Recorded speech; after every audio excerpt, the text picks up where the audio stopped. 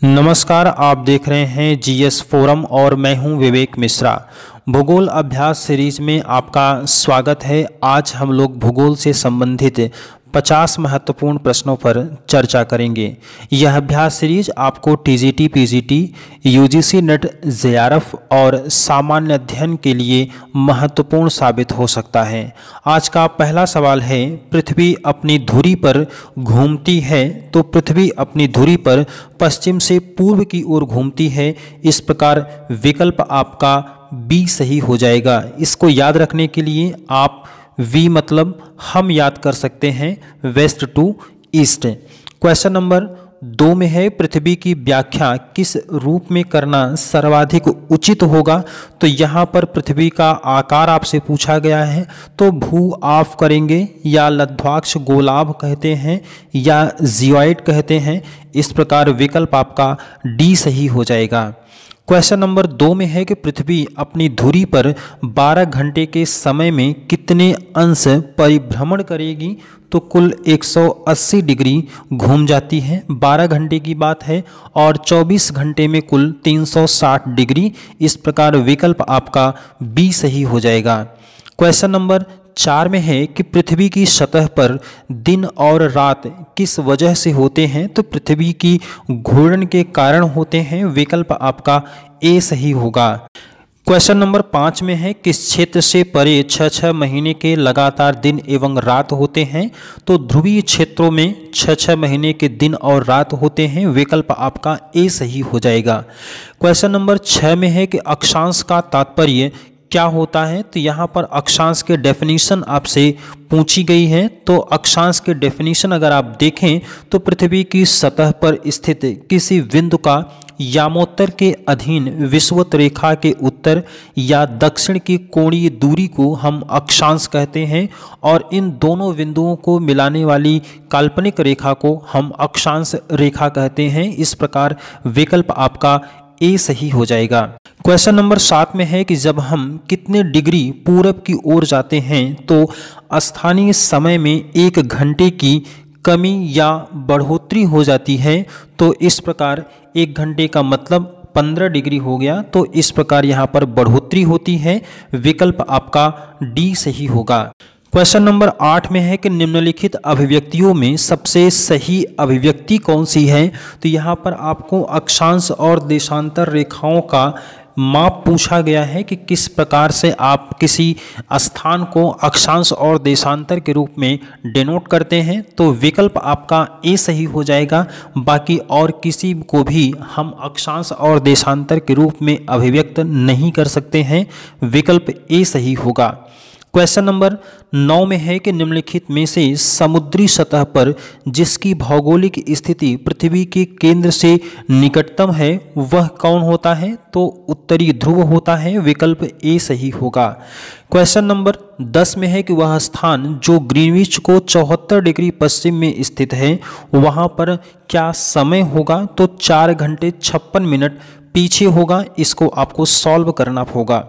Question number 11 में है कि किस देश के लोगों को अपनी घड़ियों को समय क्षेत्र के अनुरूप रखने के लिए सर्वाधिक समय हेतु समंजित करना होगा।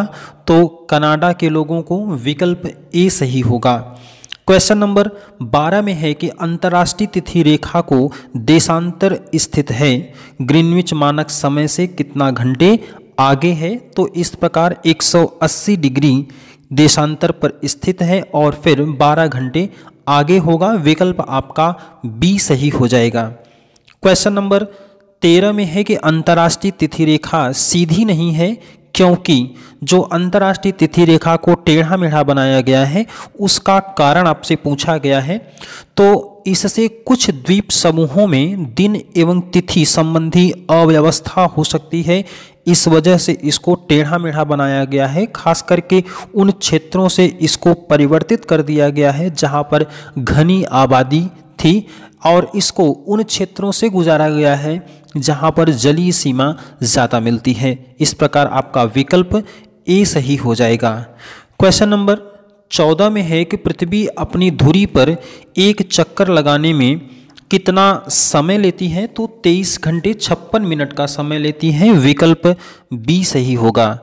क्वेश्चन नंबर 15 में है कि हमारी आकाशगंगा की आकृति कैसी है। तो जो आकाशगंगा में हमारा सौरमंडल स्थित है उसकी आकृति स्पाइरल है। विकल्प आपका सी सही हो जाएगा। क्वेश्चन नंबर 16 में है कि ग्रीष्म संक्रांति के बारे में निम्न कथनों पर विचार कीजिए और नीचे दिए गए कूट से सही उत्तर का चयन करना है। तो इसमें आप देखें तो सूर्य कर्क रेखा पर होता है, ग्रीष्म संक्रांति के बारे में पूछा गया है। और जो दूसरा कथन सही होगा वो तीसरे पॉइंट पे है कि उत्तरी गोलार्ध में सबसे बड़ा दिन और सबसे छोटी रात होती है। इस प्रकार विकल्प आपका सी वाला सही होगा, 1 और 3। क्वेश्चन नंबर 17 में है कि जब चंद्रमा पृथ्वी के सबसे नज़दीक होता है तो इस स्थिति को हम क्या कहते हैं। तो ऐसी स्थिति को हम उपभू कहते हैं या पेरेसी कहते हैं। विकल्प आपका बी सही होगा। क्वेश्चन नंबर 18 में है कि निम्नलिखित आरेख पर विचार करते हुए प्रश्न का उत्तर दें। आप देखें तो सूर्य, चंद्रमा और पृथ्वी है। ध्यान आपको यहाँ पर देना है कि चंद्रमा मध्य में है। तो इस प्रकार ऐसी स्थिति जब बनेगी तब वहाँ पर सूर्य ग्रहण होता है। विकल्प आपका बी सही होगा। क्वेश्चन नंबर 19 में है कि कर्क रेखा एवं मकर रेखा के बीच स्थित भाग को हम क्या कहते हैं। तो उसे उष्ण कटिबंधीय क्षेत्र कहते हैं। विकल्प ए सही होगा। क्वेश्चन नंबर 20 में है कि डोलड्रम क्या होते हैं। तो डोलड्रम विषुवत रेखा के परितः का वह कम दबाव वाला क्षेत्र है जहां पर पवनें काफ़ी मंद होती हैं और समुद्र काफ़ी शांत होता है। विकल्प आपका सी सही हो जाएगा। क्वेश्चन नंबर 21 में है कि हमारे सौरमंडल के संदर्भ में निम्नलिखित में से कौन सा कथन सही है। तो इनमें पहला वाला ऑप्शन आप देखेंगे तो सही है। हमारे सौर परिवार के सभी ग्रहों में पृथ्वी एक सघनतम ग्रह है। इस प्रकार विकल्प आपका ए सही हो जाएगा। क्वेश्चन नंबर 22 में निम्नलिखित में से कौन सा ग्रह सबसे कम समय में सूर्य का चक्कर लगाता है। तो ऑप्शन इसमें हो जाएगा बी, बुध ग्रह। क्वेश्चन नंबर 23 में है कि चंद्रमा पृथ्वी का एक चक्कर कितने दिनों में लगाता है। तो लगभग 27.3 दिन में पूरा करता है। विकल्प सी सही होगा। क्वेश्चन नंबर 24 में है कि प्रकाश की गति से जाने पर चंद्रमा पर लगभग कितने समय में पहुंचा जा सकता है। तो उसके लिए 1.3 सेकंड धरती से लगेगा। विकल्प आपका ए सही होगा। क्वेश्चन नंबर 25 में है कि सूर्य के गिर्द एक परिक्रमा के लिए निम्न में से कौन सा एक ग्रह अधिकतम समय लेगा। तो वो विकल्प बी होगा, बृहस्पति। क्वेश्चन नंबर 26 में है कि किस ग्रह के दिन का मान और उसके अक्ष का झुकाव लगभग पृथ्वी के दिन के मान और झुकाव के समतुल्य है। तो इसका सही जवाब हो जाएगा मंगल के विषय में। विकल्प आपका डी सही हो जाएगा। क्वेश्चन नंबर 27 में है कि सौर परिवार का सबसे छोटा ग्रह कौन सा होगा। तो सबसे छोटा ग्रह प्लूटो के हटने के बाद अब बुध हो जाएगा। विकल्प आपका डी सही होगा।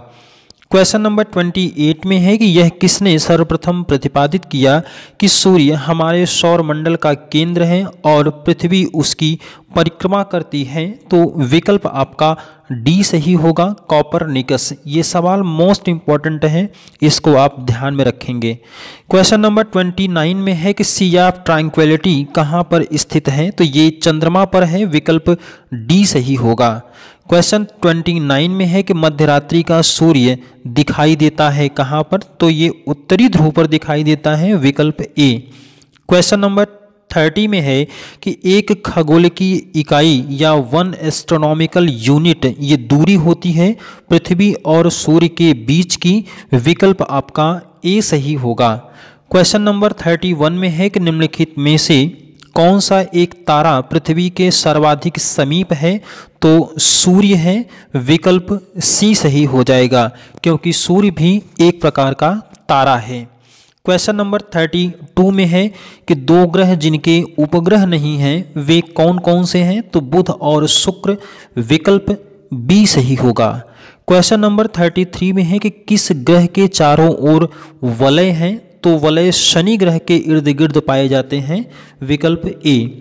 क्वेश्चन नंबर 34, किसी ग्रह के चारों ओर परिक्रमा करने वाले छोटे आकाशीय पिंडों को क्या कहा जाता है? तो उनको हम उपग्रह कहते हैं, विकल्प आपका बी सही होगा। क्वेश्चन नंबर 35 में है, पृथ्वी से निकटतम दूरी पर कौन सा ग्रह है? तो पृथ्वी के निकटतम दूरी पर जो ग्रह है वो है बुध, विकल्प सी। क्वेश्चन नंबर 36 में है, हमारे सौरमंडल में सबसे गर्म ग्रह कौन सा है? तो सबसे गर्म ग्रह है शुक्र, विकल्प ए। क्वेश्चन नंबर 37 है, निम्नलिखित में से कौन सूर्य का एक ग्रह नहीं है? तो सूर्य का ग्रह नहीं है चंद्रमा, विकल्प आपका सी सही होगा। क्वेश्चन नंबर 38 में है कि ध्रुव तारे की दिशा किस ओर इंगित करती है? तो ध्रुव तारे की दिशा हमेशा उत्तर की ओर इंगित करती है, विकल्प ए सही होगा। क्वेश्चन नंबर 39 में है कि निम्नलिखित में से कौन सा कथन सत्य है? तो सौरमंडल का सबसे बड़ा ग्रह बुध है, ये गलत है। पृथ्वी के सबसे निकट ग्रह शुक्र है, ये सही है। सबसे अधिक उपग्रहों वाला ग्रह शनि है, ये गलत है। सबसे अधिक उपग्रहों वाला ग्रह जो है वो बृहस्पति है। और चौथा है सबसे अधिक ठंडा ग्रह वरुण है। तो इस प्रकार इसमें 2 और 4 सही होना चाहिए, लेकिन ऐसा कोई ऑप्शन नहीं है, इसलिए आप बी वाले ऑप्शन में 1 की जगह पर 2 कर लेंगे तो 2 और 4 आपका सही जवाब हो जाएगा। क्वेश्चन नंबर 40 में है कि किस कारण हम चंद्रमा की सिर्फ एक ही सतह देख पाते हैं? तो चंद्रमा की घूर्णन और परिक्रमण अवधि एक समान होती है, इस वजह से हम चंद्रमा के एक ही भाग को देख पाते हैं, विकल्प आपका बी सही होगा। क्वेश्चन नंबर 41 में है कि निम्नलिखित ग्रहों में से किस ग्रह के अधिकतम संख्या में प्राकृतिक उपग्रह पाए जाते हैं? तो सबसे ज़्यादा पाए जाते हैं बृहस्पति के, विकल्प आपके डी सही हो जाएगा। क्वेश्चन नंबर 40 में है, किस कारण हम चंद्रमा की एक ही सतह को देख पाते हैं? तो चंद्रमा की घूर्णन और परिक्रमण अवधि एक समान होती है, इस वजह से हम चंद्रमा की एक ही सतह को देख पाते हैं, विकल्प आपका बी सही होगा। क्वेश्चन नंबर 41 में है कि निम्नलिखित ग्रहों में से किस ग्रह के अधिकतम संख्या में प्राकृतिक उपग्रह हैं? तो विकल्प आपका डी सही होगा, बृहस्पति।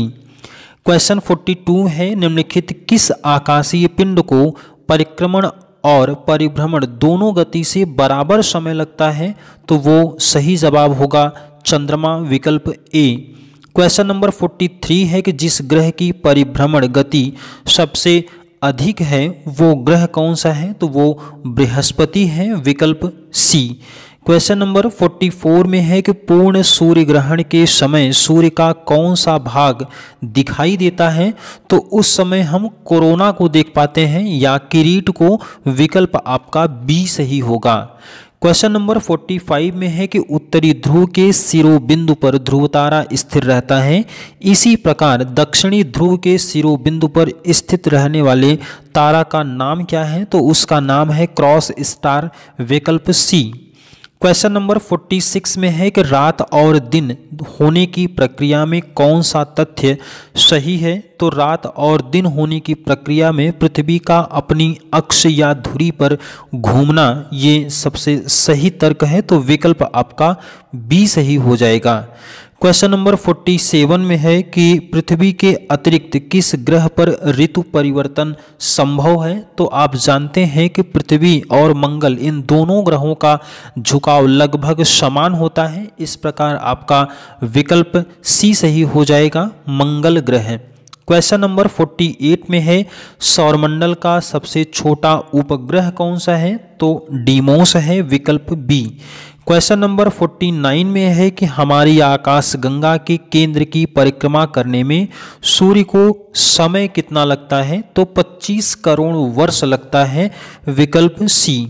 क्वेश्चन नंबर 50 में है कि तारों का रंग सूचक क्या होता है? तो तारों का जो रंग सूचक है वो उसके ताप को बतलाता है, तो विकल्प आपका डी सही हो जाएगा।